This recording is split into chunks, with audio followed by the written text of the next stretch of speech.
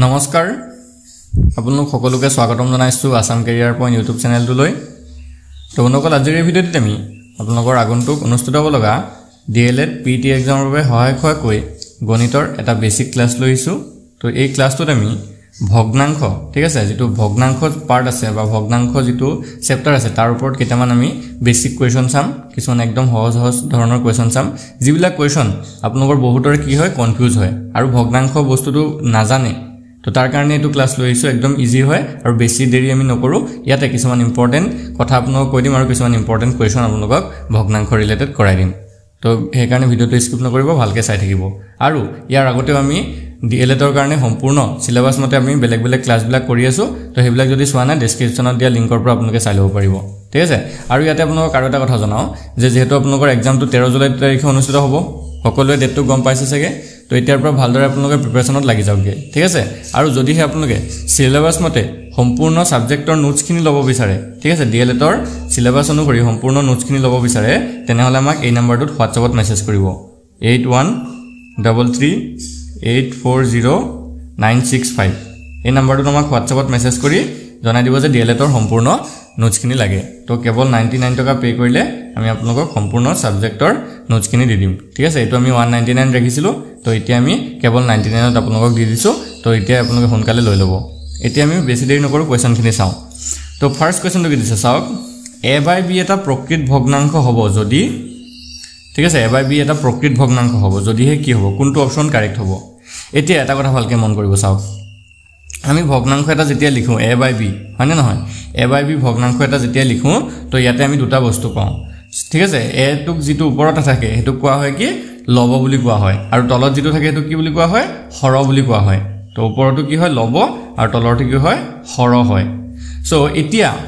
যেতিয়া এটা প্ৰকৃত ভগ্নাংশ থাকে তো হেতু কথা মন কৰিব যেতিয়া এটা প্ৰকৃত ভগ্নাংশ থাকে তাত কি হয় হৰটো ডাঙৰ হয় ঠিক আছে হৰটোত কি হয় ডাঙৰ হয় অৰ্থাৎ লবটো সৰু হ'ব কি কৈছো বুজি পাইছে নে a by b যেটো থাকিব ন তাত এই হৰটো ডাঙৰ হ'ব লাগিব b টো ডাঙৰ হ'ব লাগিব তেতিয়াহে হি প্ৰকৃত ভগ্নাংশ হ'ব বুজি পালে কি কৈছো তো ইয়াতে আমাৰ অপচন b টো হৈ যাব ইয়াত correct answer a K b টো ডাঙৰ হ'ব লাগিব মানে লবটোতকে হৰটো ডাঙৰ হ'ব লাগিব এতিয়া মই আপোনালোকক দুটা উদাহৰণ দিছো এটো চাওক এটা এক নম্বৰত আছে 3/4 আৰু দুই নম্বৰত আছে ধৰক 5/2 এতিয়া এই দুটাৰ ভিতৰত কোনটো প্ৰকৃত ভগ্নাংশ হয় বাৰু আপোনালোকে কমেন্ট কৰকচোন কোনটো প্ৰকৃত ভগ্নাংশ হয় 3/4 নে 5/2 এক হ'ব নে দুই হ'ব আপোনালোকে কমেন্ট কৰক এতিয়া কমেন্ট কৰক সকলোৱে যদি প্ৰকৃত ভগ্নাংশ কি বুজি পাইছে সো সকলোৱে কমেন্ট কৰিছে নে তো আমাৰ কোনটো হ'ব এটো হ'ব 3/4 টো প্ৰকৃত ভগ্নাংশ হ'ব কেলে কাৰণ হৰটো ডাঙৰ হৰটো 4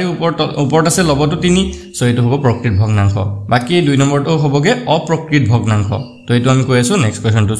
চাওক কি কৈছে এটো চাওক কি কৈছে a by b এটা অপ্ৰকৃত ভগ্নাংশ হ'ব যদিহে তো চাওক a by b কেতিয়া অপ্ৰকৃত ভগ্নাংশ হয় যেতিয়া ওপৰটো ডাঙৰ থাকে a টো ডাঙৰ থাকে যদিহে লবটো ডাঙৰ হয় আৰু হৰটো সৰু হয় তেতিয়া কি হ'ব হেতু অপ্ৰকৃত ভগ্নাংশ হ'ব সো ইয়াতে আমাৰ অপচন a টো হৈ যাবগে কাৰেক্ট আনসাৰ অপচন a টো হৈ যাব কাৰেক্ট আনসাৰ আৰু বুজি পাব নালাগে চাগে ইয়াৰ আগত মই কৈ দিছিলো ন কোনটো প্ৰকৃত হয় আৰু কোনটো অপ্ৰকৃত হয় সকলোৰে ক্লিয়াৰ হৈছে তেতিয়া আমি নেক্সট কোৱেশ্চনটো চাও নেক্সট কোৱেশ্চনটো চাওক তলৰ কোনটো প্ৰকৃত ভগ্নাংশ এতিয়া এটো আপোনালোকে কমেন্টত জনাওক ঠিক আছে কোনটো প্ৰকৃত ভগ্নাংশ হয় তলৰ কোনটো প্ৰকৃত ভগ্নাংশ হয়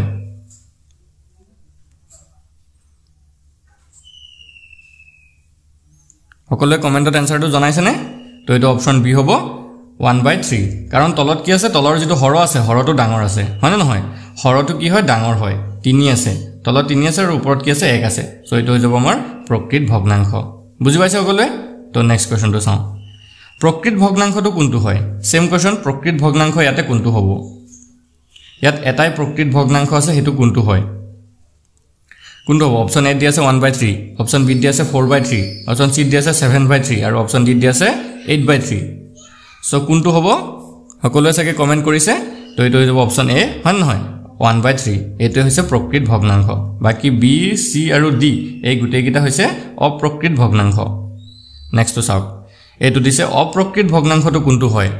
ঠিক আছে অপ্ৰকৃত ভগ্নাংশ কোনটো হ'ব আমাক সুধিব গৈছে ঠিক আছে উলিয়াব গৈছে অপ্ৰকৃত ভগ্নাংশ কোনটো হ'ব 5/3 1/3 2/3 নে 2/4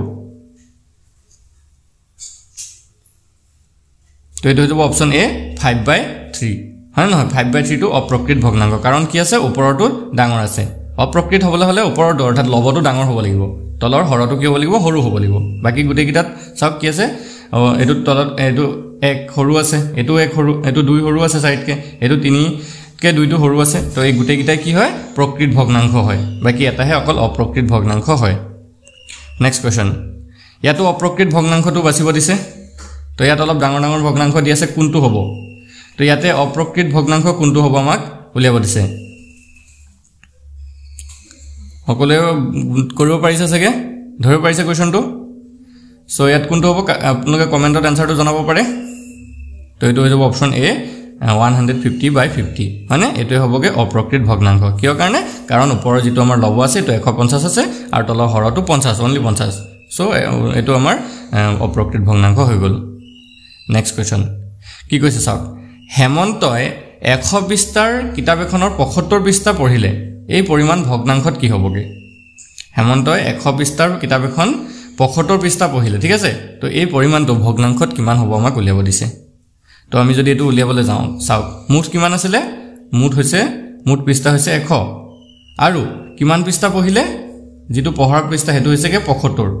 হয় না নহয় এতিয়া আমি যদি এটো ভগ্নাংকত উলিয়াবলৈ যাওঁ তলত আমি 100 টক ৰাখিব লাগিব আৰু ওপৰত 75 ৰাখিব লাগিব হল এক ওপৰত 75 তলত 100 এটা এনেকুৱা অপচন কিন্তু আপোনালোকে কতো দেখা নাই হয়নে দেখা নাই এতিয়া আমি হৰণ কৰি দিম যদি হে কাটাকাটি কৰো 25 ৰে যদি আমি যদি 5 ৰে কাটো 5 * 5 তাৰ পিছতে থাকিলে 2 তো 25 5 * 25 আৰু 100 কাটিলে যাব 20 বাৰ হয়নে এটা আকৌ যদি আমি 5 ৰে কাটো 5 * 3 = 15 5 * 4 = 20 3/4 তো আমাৰ আনসাৰটো কিমান লবগে 3/4 3/4 অপচন ডি আছে তো অপচন ডি টো হৈ যাবগে কারেক্ট আনসার সকলে বুজি পাইছে এটো বুজি পালে চাগে সকলে তো নেক্সট কোৱেশ্চন টো চাওক তো নেক্সট কোৱেশ্চন টো কি দিছে চাওক নেক্সট কোৱেশ্চন টো দিছে এ দিনটোৰ 16 ঘণ্টা পঢ়ে আৰু বি এ দিনটোত 12 ঘণ্টা পঢ়ে তো হিহঁত দুটাই পঢ়া অংকৰ পৰিমাণটো ক্ৰমে কিমান হ'ব এটা চাওক এ নামৰ ধৰক এটা ষ্টুডেন্ট আছে যে 16 ঘণ্টা পঢ়ে দিনটোত আৰু বি নামৰ এটা ষ্টুডেন্ট আছে যে 12 ঘণ্টা পঢ়ে দিনটোত সো হিহঁত দুটাৰ অনুপাতটো উলিয়াব দিছে ঠিক আছে অনুপাতটো মানে পঢ়াৰ পৰিমাণটো উলিয়াব দিছে এতিয়া এ টো আমি প্ৰথমতে উলিয়াই লওঁ চাওক এ টো আমি যদি উলিয়াবলৈ যাওঁ কিমান ঘণ্টা পঢ়ে 16 ঘণ্টা পঢ়ে আৰু দিনটোত কিমান ঘণ্টা থাকে আমি সকলোৱে জানো টোটাল দিনটোত 24 ঘণ্টা থাকে তো এটো হৈ যাবগে 16/24 এটা যদি কটাকটি কৰি যদি কৰে 8 যদি 16 কাটো দুবাৰ যায় 8 যদি ডাইৰেক্ট কাটি দিছো দুবাৰ যায় আৰু 24ক আমি যদি কাটো 8 ৰে তিনিবাৰ যায় তো আমি এ টো পাই গলগে 2/3 হয়নে এৰ যেটো অনুপাত এটো পাই গলগে 2/3 হয়নে নহয় এতিয়া বি টো চাওক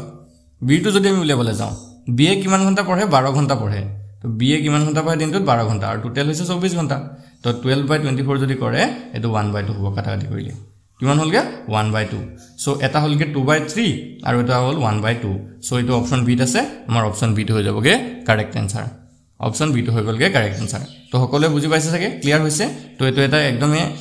হৰু ভিডিও আপোনালোকৰ বাবে লৈ আহিলো ভগ্নাংশৰ ওপৰত তো ভগ্নাংশৰ বেসিক যিবিলাক কথা আছে সেইবিলাক চাগে আপোনালোকে সকলোৱে গম পাইছে তো ভিডিওটো যদি ভাল লাগিলে ভিডিওটো লাইক এটা কৰি দিব আৰু আমাৰ চেনেলটো সাবস্ক্ৰাইব কৰি ল'ব কাৰণ ডিএলএডৰ সম্পূৰ্ণ প্ৰিপাৰেচন আমি আপোনালোকক ইয়াতে কৰাই দিম আৰু আপোনালোকে যদি আমাৰ পৰা ইম্পৰ্টেন্ট পিডিএফ নোটছখিনি ল'ব বিচাৰে ডিএলএডৰ তেতিয়া হলে এই নম্বৰটোত আমাক WhatsAppত এতিয়া মেছেজ কৰিব